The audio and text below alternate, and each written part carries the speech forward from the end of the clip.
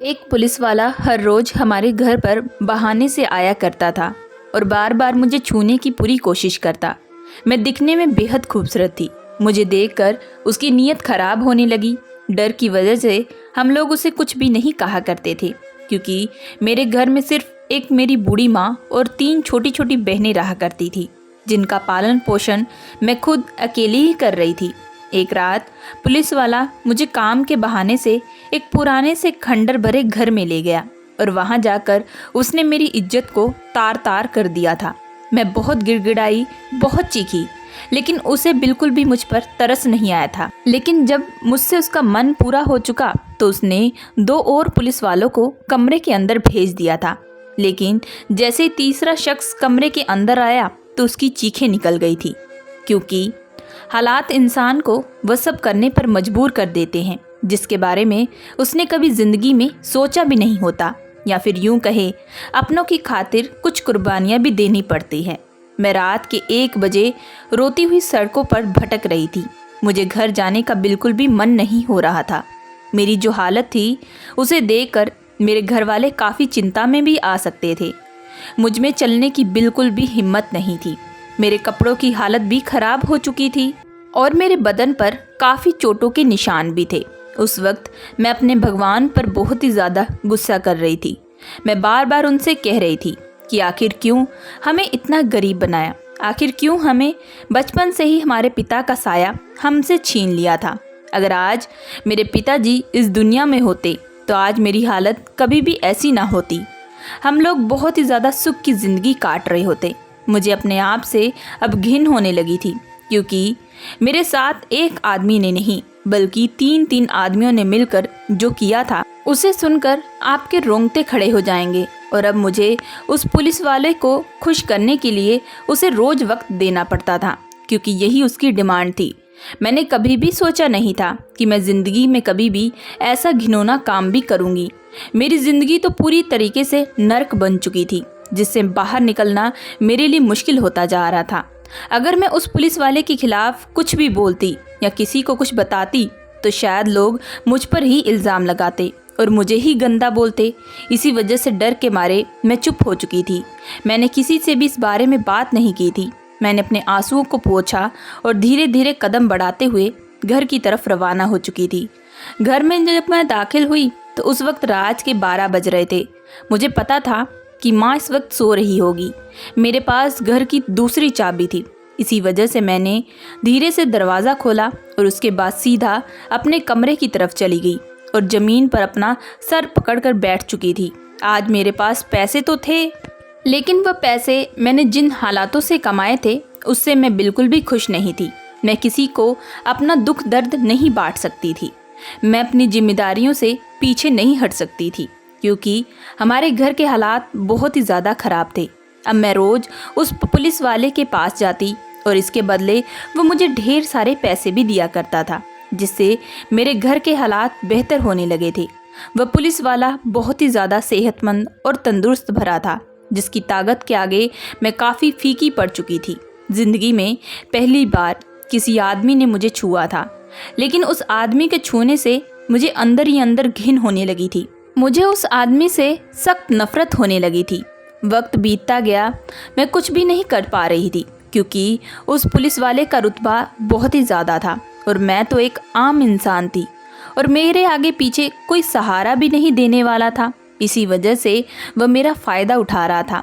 मैं गहरी सांस ली। जब वह मेरे करीब आया, मैं उसे कहने लगी कि मुझे थोड़ा वक्त दो। तभी वह कहने लगा कि मेरे पास इतना वक्त नहीं है, क्योंकि मुझे अभी काम के सिलसिले से कहीं और जाना पड़ेगा। उस वक्त मैं बहुत ही ज़्यादा रोने लगी थी। मेरा रोना देखकर वह मुझे कहने लगा, यह क्या तुम नाटक कर रही हो? मैं तो इसके बदले तुम्हें अच्छी खासी कीमत भी दे रहा हूँ, जिससे तुम्हारे घर के हालात बेहतर हो जाएंगे और तुम्हें नौकरी करने की ज़रूरत भी नहीं पड़ेगी। फिर भी तुम खुश नहीं हो। तुम्हारी जैसी कितनी लड़कियाँ मेरे आगे पीछे घूमती है, लेकिन तुम्हें तो खुशकिस्मत अपने आप को समझना चाहिए। मैंने तुम्हें चुना है। पता है कि तुम बेहद हसीन हो। तुम्हारी खूबसूरती का कोई ठिकाना नहीं। मैं कई वक्त से तुम पर निगाह रखे हुआ था। तभी वह तुरंत मेरे नज़दीक आया और मेरे आंसुओं को पोंछता हुआ अपनी ज़रूरतों को पूरा करने लगा। मुझ में बर्दाश्त करने की जो क्षमता थी वह ख़त्म हो चुकी थी। मैं बार बार उसे खुद से दूर करने की पूरी कोशिश कर रही थी, लेकिन वह उतना ही मेरे करीब आता जा रहा था। लगातार 1 घंटे के बाद वह मेरे हाथों में 20,000 पकड़ा कर चला गया था। मैंने एक निगाह अपने ऊपर डाली और दूसरी निगाह उन पैसों पर जिसे मैं अपने घर का खर्चा अच्छे से उठा सकती थी। इसी तरह मेरी जिंदगी कट रही थी। मेरा हाल ऐसा था कि मुझे अब कुछ होश भी नहीं रहा था। दिन ब दिन मेरा शरीर भी कमज़ोर होता जा रहा था। ये रातें मेरी ज़िंदगी की अब मनहूस रातें बन चुकी थी। लेकिन एक रात वह पुलिस वाला अपने साथ साथ 3 दोस्तों को ले आया। जब पुलिस वाले ने अपनी ख्वाहिशें पूरी की तो उसके बाद एक एक करके उसके दोस्त भी कमरे में आते गए और उन लोगों ने मिलकर मेरी चीखें निकाल दी। अब मैं बिस्तर पर पड़ी बहुत ही ज़्यादा रो रही थी। मुझ में उठने की बिल्कुल भी हिम्मत नहीं थी। लेकिन तभी उस पुलिस वाले का चौथा दोस्त भी सामने आकर खड़ा हो चुका था। लेकिन जब उसने मुझे देखा तो वह मुझे देखकर पूरा चौंक गया था, क्योंकि तो दोस्तों मेरा नाम रागनी है और मेरी उम्र सिर्फ 20 साल थी। मैंने बहुत ही मुश्किल हालातों में अपनी 10वीं के एग्ज़ाम दिए थे, क्योंकि हमारे घर के हालात बिल्कुल भी अच्छे नहीं थे। मेरे घर में मेरी एक बूढ़ी माँ और 3 छोटी बहनें रहा करती थी। पिताजी के चल बसने के बाद माँ ही लोगों के घरों में जाकर हमारा पालन पोषण किया करती थी। लेकिन फिर बढ़ती उम्र के साथ साथ माँ कमज़ोर होने लगी। डॉक्टरों ने उन्हें सख्त आराम करने के लिए कह दिया। अब हमारे घर के हालात पहले के मुकाबले ख़राब हो चुके थे। घर में खाने पीने की बहुत ही ज़्यादा तंगी भी आ चुकी थी। मुझे सिलाई आती थी, इसी वजह से मैं छोटे मोटे कपड़े सिल कर घर का गुजारा कर लिया करती थी। लेकिन आज के दौरान चंद पैसों से घर का गुजारा करना बड़ा ही मुश्किल होता जा रहा था। मैं जब अपनी 10वीं की परीक्षा में पास आई तो मैंने तब सोच लिया था कि मैं कोई छोटी मोटी नौकरी कर लूँगी, जिससे शायद हमारे घर के हालात बेहतर हो जाएंगे और माँ को भी काम नहीं करना पड़ेगा। लेकिन रोज़ मैं घर से माँ का आशीर्वाद लेकर निकल जाया करती थी, लेकिन कोई भी 10वीं के बिहाव पर नौकरी बिल्कुल भी मुझे नहीं देता था। वह अक्सर मुझसे डिग्री मांगा करते थे। अब मैं डिग्री कहाँ से लाती भला? अब मैं दिन ब दिन परेशान होती जा रही थी।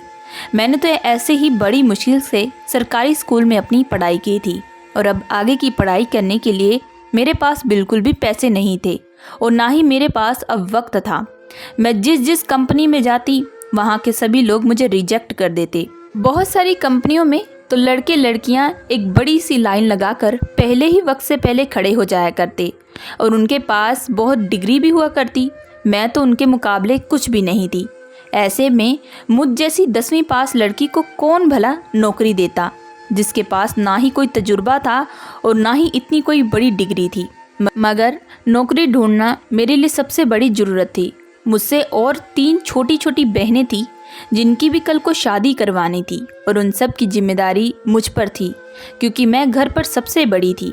जब मैं अपने घर से बाहर निकली तो मेरे होश ठिकाने आ गए थे, क्योंकि ये दुनिया बड़ी ही ख़राब थी। जब मैं छोटी थी तो अक्सर माँ से झगड़ा किया करती थी, क्योंकि हमारे घर पर खाने को इतनी अच्छी स्वादिष्ट चीज़ें नहीं बनती थी, जिसकी वजह से मैं गुस्सा करती थी। लेकिन आज की तारीख में मैं सोचती हूँ कि माँ कितनी मुश्किल हालातों में हम तीनों बच्चों का पालन पोषण कर रही थी। एक दिन मैं काम के सिलसिले से दूर चली गई, जहाँ से आते हुए मुझे शाम हो चुकी थी और रास्ते में कोई गाड़ी भी नहीं मिल रही थी। मैं अकेली ही जा रही थी कि तभी पीछे से एक चोर आकर मेरा पर्स छीनकर भाग चुका था। मैं वहीं पर चीख रही थी, चिल्ला रही थी कि तभी अचानक पीछे से एक पुलिस वाले की गाड़ी आकर खड़ी हो चुकी थी। वह पुलिस वाला मुझे ऊपर से लेकर नीचे तक घूर घूर कर देख रहा था। मैं उस वक्त बहुत रो रही थी। मैंने उस पुलिस वाले को अपनी आप बीती सुनाई, लेकिन शायद ये मेरी ज़िंदगी की सबसे बड़ी गलती थी। उस पुलिस वाले ने मुझे सहारा दिया, मेरे कंधे को पकड़कर सहलाने लगा, कहने लगा कि इस रास्ते पर बहुत सारे चोर घूमते हैं, लेकिन रात को अकेली सड़कों पर नहीं चलना चाहिए, तो तुम्हारे साथ भी कुछ हो सकता है। उस वक्त मुझे अपनी चिंता सताने लगी। तभी उस पुलिस वाले ने मुझे अपनी वैन में बैठने के लिए कहा और कहने लगा कि मैं तुम्हें तुम्हारे घर तक सही सलामत छोड़ दूंगा। मेरी नज़र में पुलिस वाले देवता होते हैं, वह लोगों की रक्षा करते हैं। इसी वजह से मैंने उस पुलिस वाले पर भरोसा कर लिया, लेकिन मुझे नहीं पता था कि आगे चलकर कुछ और ही होने वाला है। जब मैं घर पर उतरी तो माँ मुझे देखकर परेशान हो चुकी थी। वह कहने लगी, क्या हुआ बेटी, तुम इस पुलिस वाले की वैन पर क्यों आई हो? तभी उस पुलिस वाले ने उस चोर के बारे में बताया। पूरी कहानी सुनने के बाद माँ बहुत चिंता करने लगी। माँ को भी पुलिस वाला ठीक लगा था, लेकिन अब यही मेरी जिंदगी का रुख मोड़ लिया था। अब पुलिस वाला रोज बहाने से घर पर आया करता। शुरू में तो पुलिस वाला मुझे शरीफ लगता था, लेकिन धीरे धीरे मुझे मन में उसे लेकर शक होने लगा था। वो अक्सर कहा करता कि मैं उस चोर को पकड़ने के लिए तुमसे पूछताछ करने के लिए आता हूँ। धीरे धीरे उस पुलिस वाले को भी पता चल चुका था कि मेरे घर में सिर्फ मेरी माँ और 3 छोटी बहनें रहती हैं। मेरे सर पर पिताजी का साया नहीं था और ना ही कोई मेरा बड़ा भाई था। इसी वजह से वह मेरा फ़ायदा उठाने लगा। एक दिन उसने मुझे कहा कि वह मुझे एक बहुत ही अच्छी नौकरी पर लगा देगा। ये खबर सुनते ही मैं तो खुशी के मारे झूम उठी थी। मैंने सोचा कि चलो, इससे हमारे घर के हालात बेहतर हो जाएंगे। इसी वजह से मैं बिना सोचे समझे उसके साथ चली गई। तभी वह मुझे एक बहुत ही बड़े खंडर बने घर में ले गया। उस घर में जाते ही मैंने उस पुलिस वाले को देखने लगी और पूछने लगी कि यहाँ पर कौन सा ऑफिस है? यह तो कोई पुराना सा खंडर लग रहा है। तभी उसने पीछे से दरवाजे को बंद कर दिया और उसकी नीयत खराब हो चुकी थी। यह मैं बेहतर तरीके से समझ चुकी थी।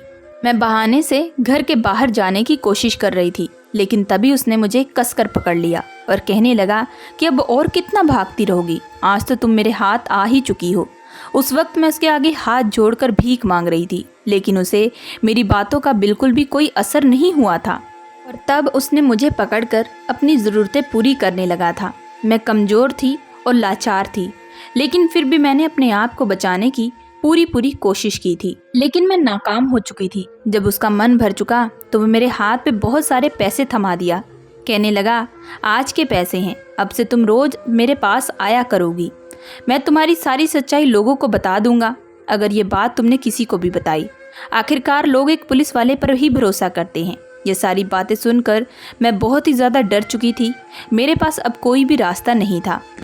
मैं चुपचाप घर वापस आई। मैंने किसी को भी अपने बारे में कुछ भी नहीं बताया था।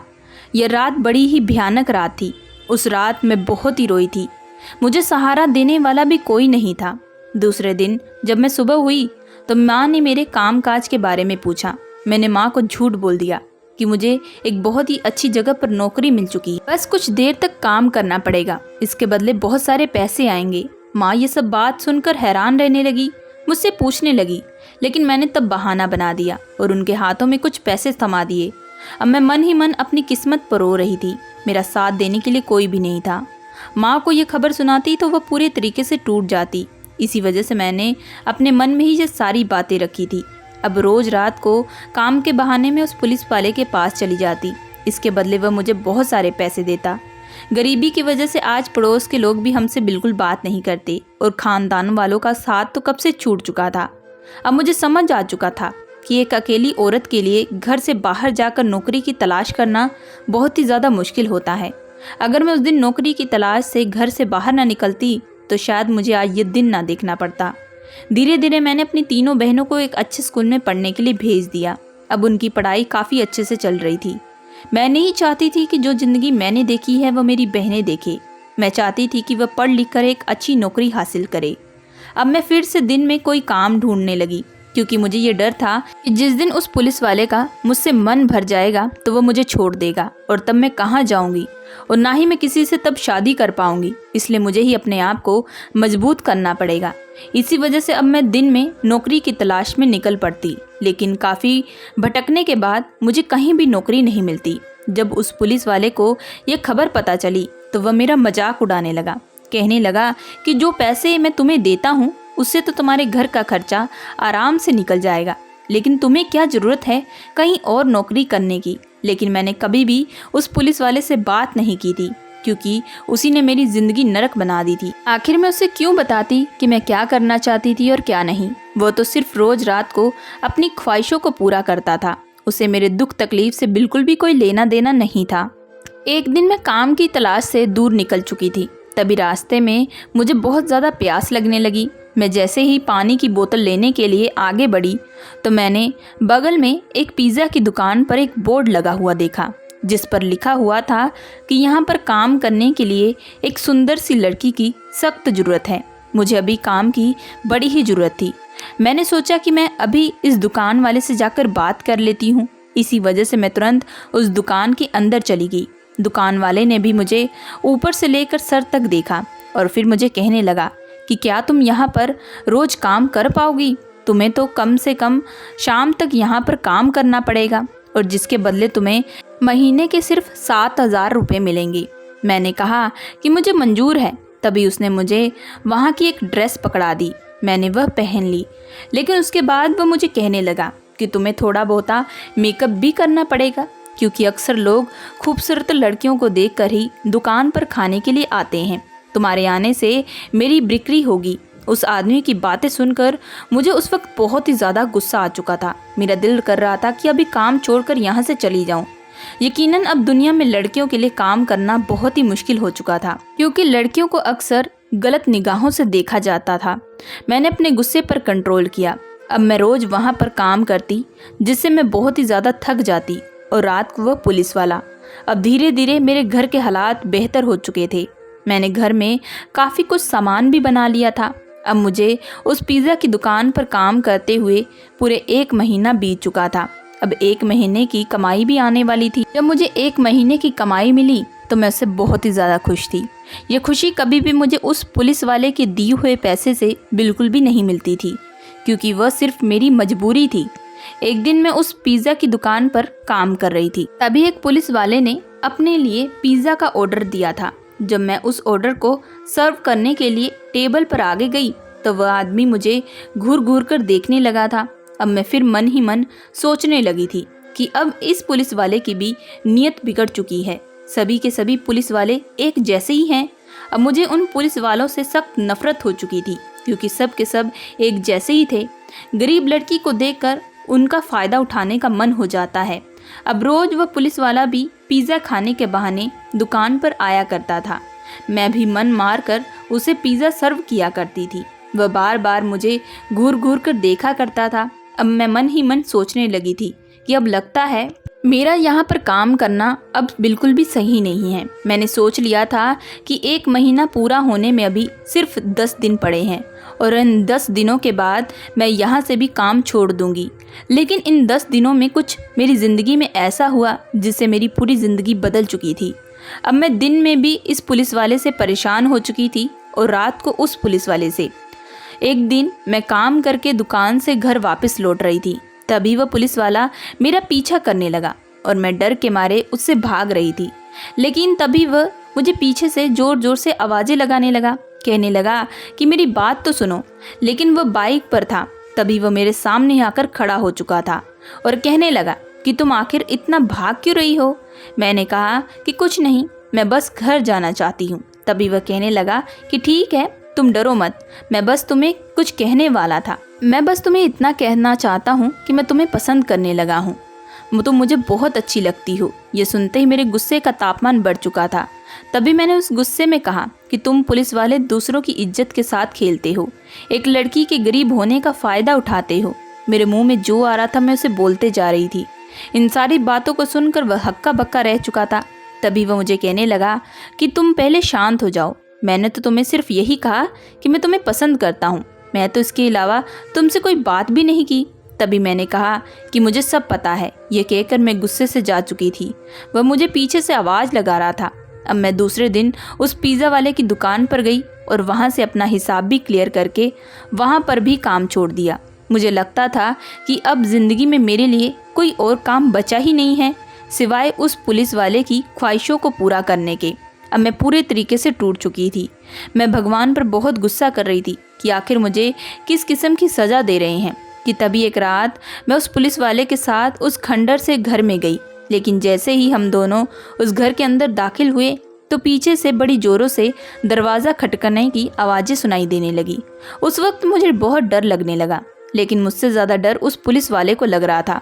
जब उसने उस दरवाजे को खोला तो सामने जो शख्स खड़ा था उसे देखकर हम दोनों की आंखें हक्का बक्का रह चुकी थी, क्योंकि सामने वही पुलिस वाला था जो रोज़ सुबह उस पिज़्ज़ा की दुकान पर पिज़्ज़ा खाने के बहाने आया करता था।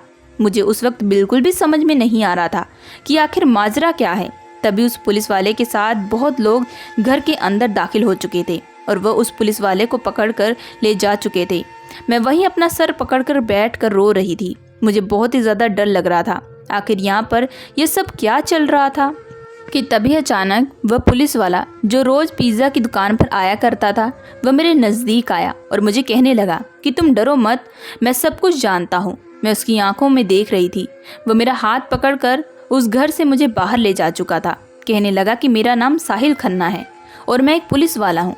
मैंने कहा कि आपको कैसे सब पता था? उसने कहा कि जिस दिन उसने मुझसे बात की थी तो मैं बार बार पुलिस वाले बिल्कुल भी अच्छे नहीं होते, उसे बार बार यही बता रही थी। वह पुलिस वाला था, इसी वजह से उसमें शक दौड़ने लगा।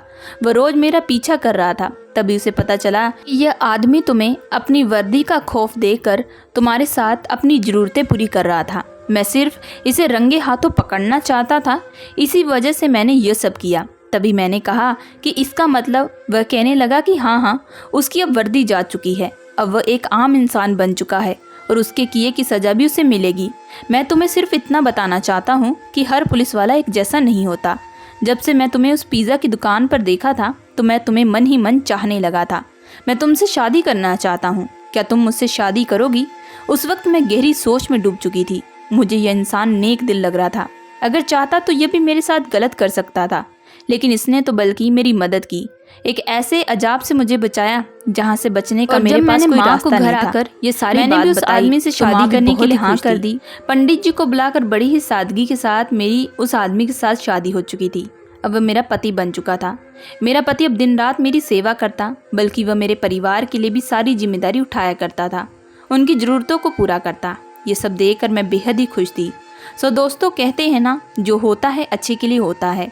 दोस्तों, मैं आशा करती हूँ कि आप लोगों को ये कहानी पसंद आई होगी। अगर आप लोगों को ये कहानी पसंद आई है तो प्लीज़ हमारे चैनल को लाइक एंड सब्सक्राइब जरूर करिएगा एंड बेल आइकन का बटन जरूर दबाइएगा।